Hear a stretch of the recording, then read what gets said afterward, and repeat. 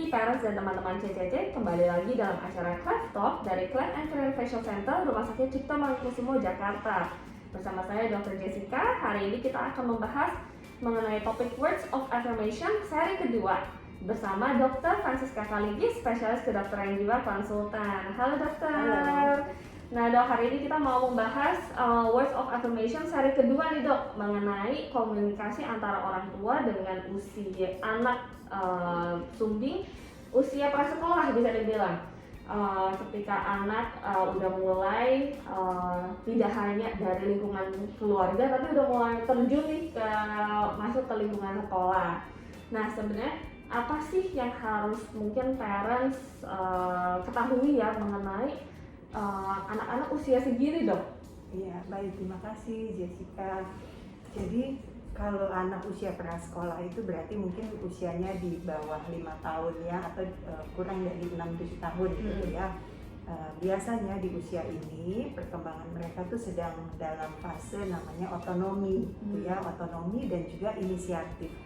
Biasanya secara alami mereka tuh sangat ingin mengeksplorasi, ingin tahunya banyak, terus mungkin banyak juga bertanya gitu ya, banyak bergerak seperti itu karena ingin mengeksplorasi dan ingin menunjukkan ini adalah saya gitu ya, otonomi saya ingin berinisiatif untuk melakukan sesuatu misalnya. Nah ini yang orang tua kadang-kadang belum siap ya, mungkin dari fase sebelumnya kan semua masih didominasi sama ibunya misalnya ya, karena mungkin pada fase bayi semua tergantung dari orang tua. Tapi kalau ini kan anak-anak sudah mulai mau menunjukkan bahwa dia juga mulai bisa sendiri gitu ya, pengen berinisiatif dan tadi ingin mengeksplorasi dunianya.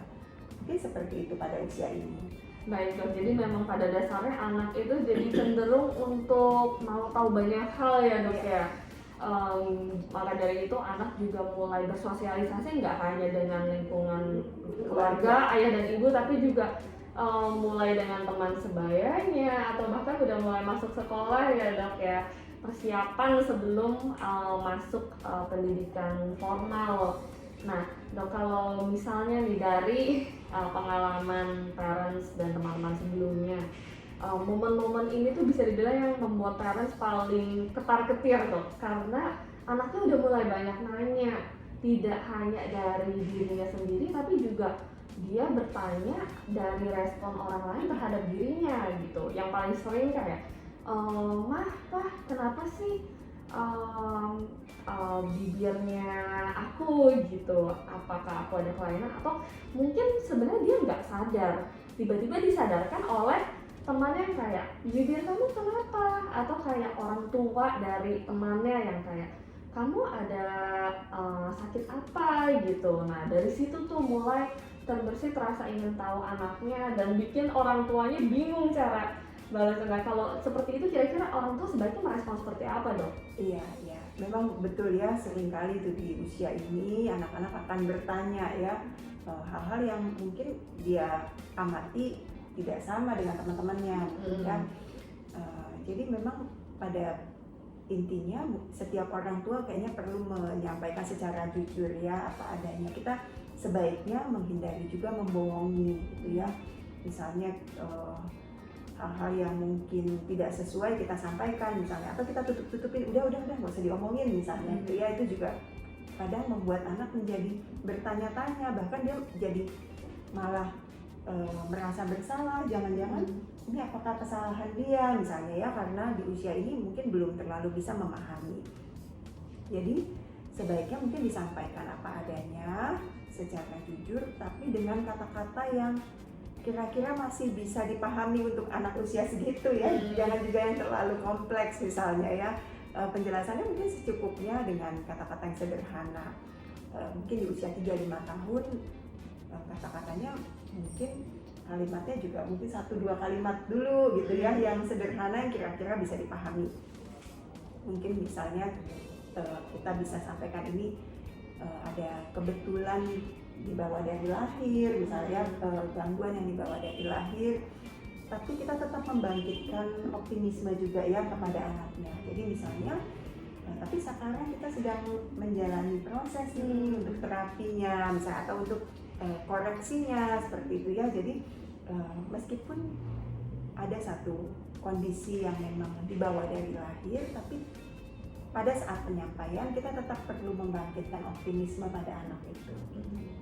Jadi tetap mendukung ya dok ya, bahwa anaknya juga bakal terbentuk rasa percaya diri juga untuk nanti kadang mereka suka nanti laporan lagi ke temennya, ini saya kelainan bawaan tapi lagi ditangani loh gitu. Rasanya senang deh kalau misalnya anak-anak bisa dengan percaya diri menjelaskan mengenai kondisinya tanpa harus merasa kecil hati gitu dok.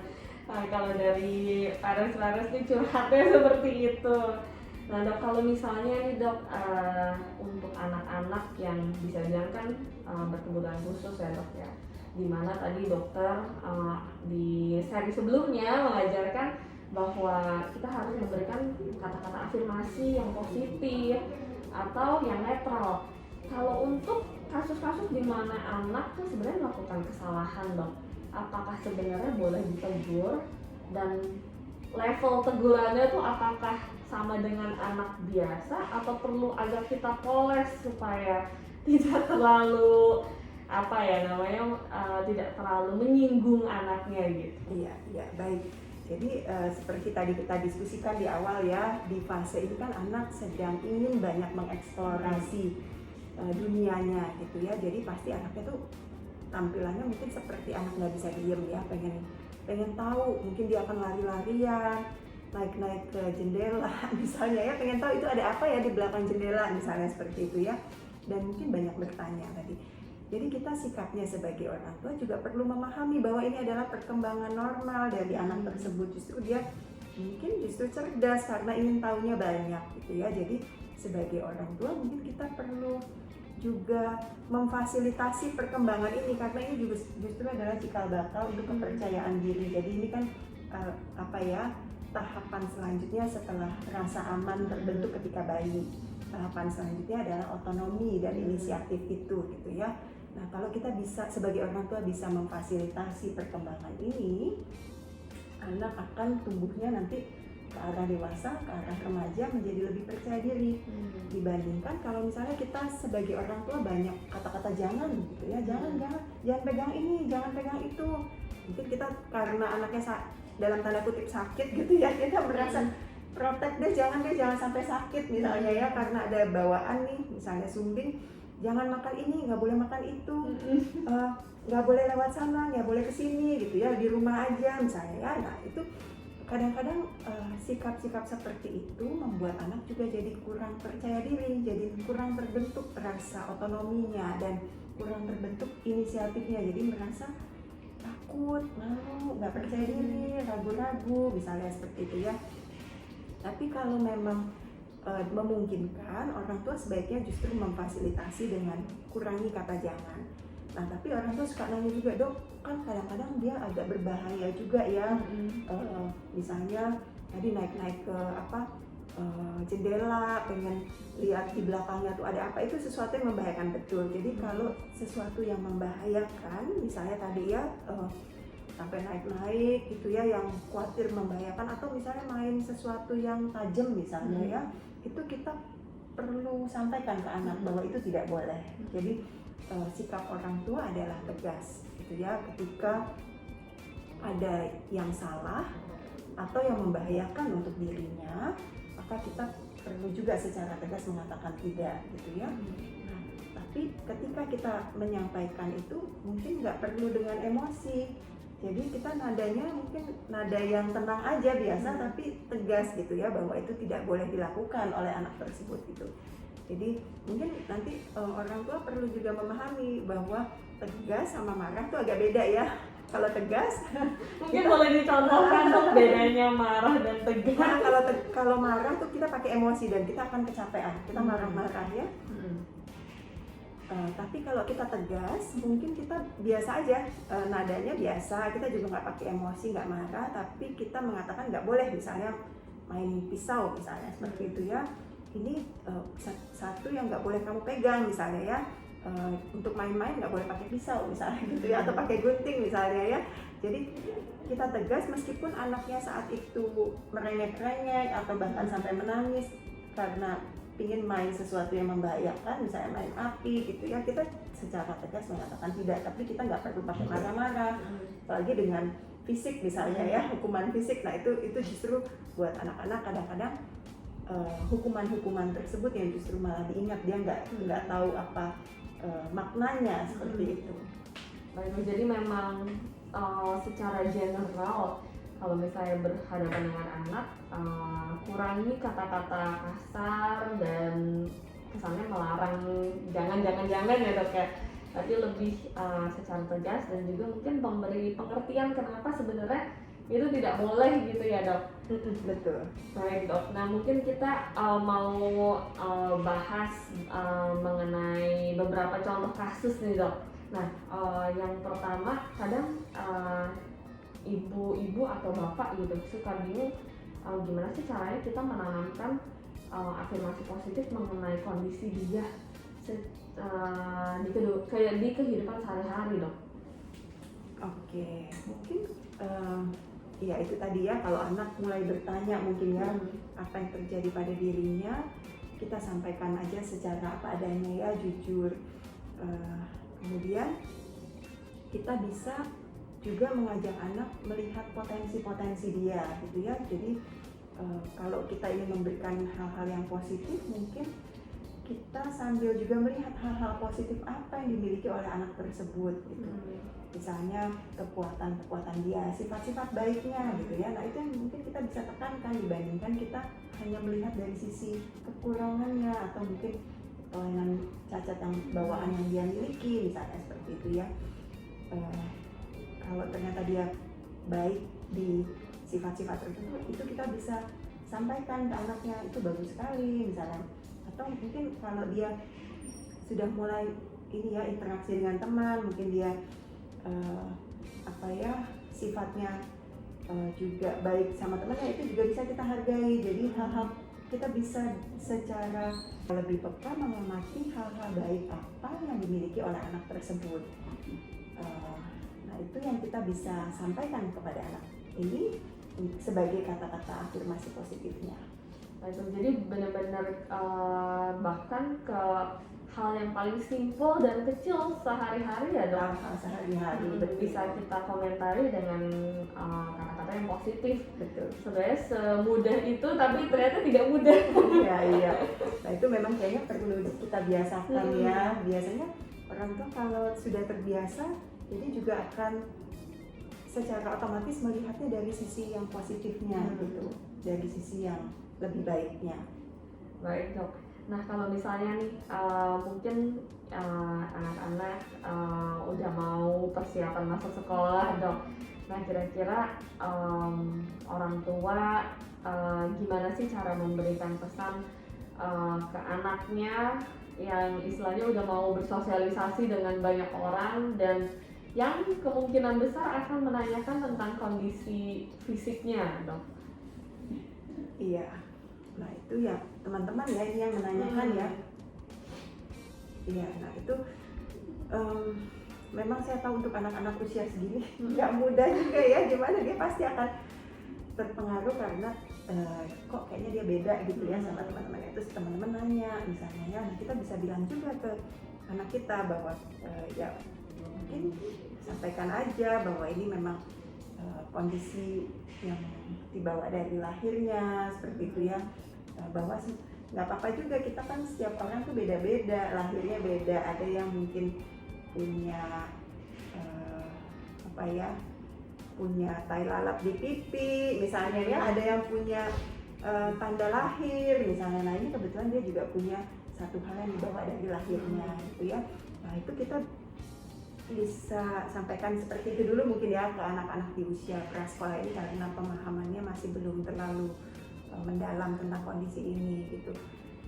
Nah kadang-kadang juga ada yang kata-kata dari teman mungkin karena kurang pahamnya juga kondisi ini, ya itu tadi mungkin kata-katanya kurang enak gitu ya. Nah ini yang kadang-kadang membuat anaknya juga jadi merasa malu misalnya bergaul gitu ya, atau orang tuanya yang justru jadi merasa nggak nyaman, takutnya nanti nggak diterima sama orang tua yang lain misalnya seperti itu. Mungkin gimana ya, memang satu hal yang memang nggak mudah, tapi kita paham kadang-kadang kita memang nggak bisa mengontrol juga ya kata-kata orang lain atau seperti apa. Kalau memang memungkinkan untuk kita jelaskan secara umum kondisi anak kita secara apa adanya, itu silakan, nggak apa-apa ya, kita mungkin bisa sampaikan kalau ke orang tua murid yang lain misalnya gitu ya, kita sampaikan oh ya dia kondisinya seperti ini. Tapi mungkin kalau memang ada hal-hal yang kata-katanya negatif seperti itu, ya mungkin gimana ya, kita nggak bisa dipungkiri sih itu pasti akan terjadi juga ya.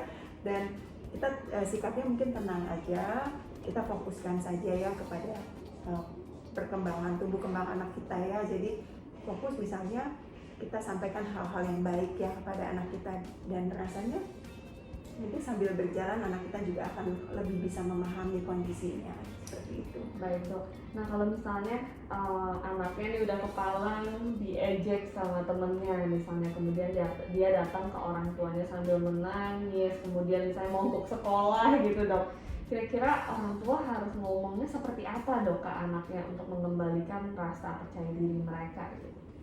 Iya, pada kondisi tersebut mungkin yang pertama orang tua kayaknya perlu mendengarkan dulu ya apa yang terjadi pada anak kita, validasi dulu. Itu pasti perasaan yang sangat tidak nyaman mungkin ya, menerima kata-kata yang tidak mengenakan dari temannya.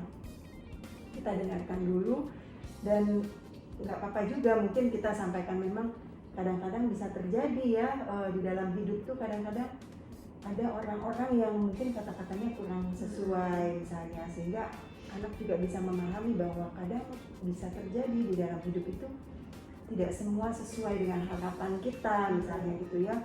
Tapi mungkin kita bisa menghibur anak kita tadi dengan melihat dari sisi positifnya, hal-hal apa yang dia miliki, kita fokuskan ke potensi-potensi yang dia miliki. Jadi setelah kita dengarkan dia mungkin nangis, berkeluh kesah misalnya ya, kemudian kita bisa mengajak dia untuk switch sedikit nih ke hal-hal baik yang dia miliki. Kita berfokus ke hal-hal baik yang dia miliki.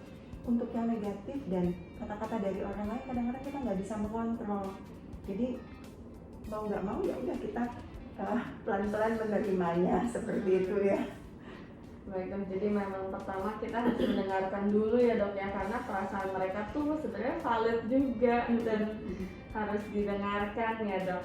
Kemudian kalau tadi dokter bilang balik lagi ke fokus ke hal-hal yang positif dok. Baik, kalau misalnya untuk timing ya atau waktu yang tepat berbicara dengan anak lah bisa dibilang, kan kalau bayi bisa dibilang mereka tidak berespon gitu kayak one way communication, sedangkan kalau anak ini kan sudah bisa mulai two way communication dok.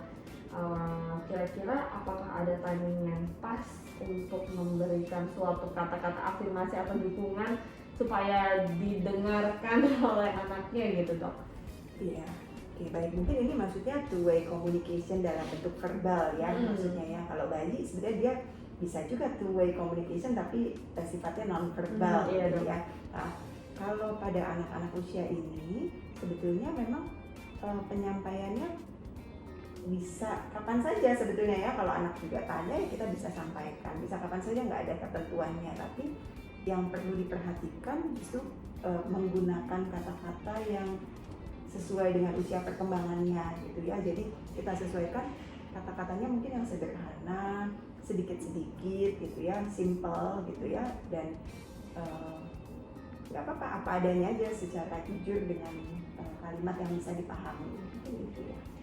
Baik dok. Nah kira-kira dokter ada pesannya nih dok kepada orang tua dan teman-teman di sana yang juga mungkin lagi merawat anak atau ya melihat perkembangan anaknya sudah mau masuk ke usia sekolah, sudah mulai nih kelabakan sama anaknya yang kayaknya mau tahu banget gitu dok. Mungkin ada tips and tricks ya gitu dok?